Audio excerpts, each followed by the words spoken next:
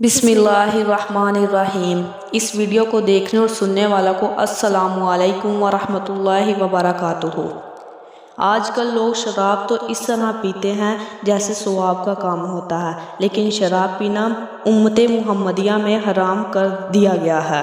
شراب ناپاک ہے اور اس کا برتنا حرام ہے۔ دوا کے طور پر بھی اس کا پینا اور لگانا درست نہیں، بلکہ جس دوا میں شراب پڑی ہو اس کا پینا اور لگانا بھی درست نہیں، اور جو شخص شراب کو حرام نہ سمجھے وہ کافر ہے، اور حرام نہ ماننے والا فاسق ہے اور سخت سزا کا مستحق ہے۔ شراب کی خرید و فروخت کرنے والے پر اور بتلانے والے پر کہ وہاں بکتی ہے، اور اٹھا کر لانے والے پر اور پینے والے پر ہمارے نبی صلی اللہ علیہ وآلہ وسلم نے لعنت فرمائی ہے، اور شراب کی خرید و فروخت سب حرام ہے،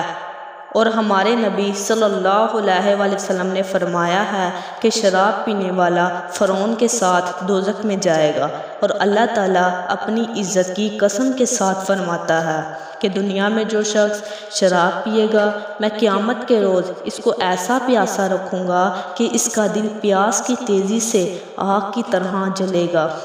اور اس کی زبان اس کی چھاتی پر آ پڑے گی، اور جو آدمی دنیا میں میرے ڈر سے شراب چھوڑ دے گا تو میں اس کو جنت کی نہر سے شراب پاک پلاؤں گا، اور جو آدمی دنیا میں شراب پیے گا اس کو اللہ تعالیٰ قیامت کے روز سانپ اور بچھو کے زہر پلائے گا۔ جب وہ برتن کو منہ لگائے گا تو اس کے منہ کا چمڑا اسی برتن میں آ پڑے گا۔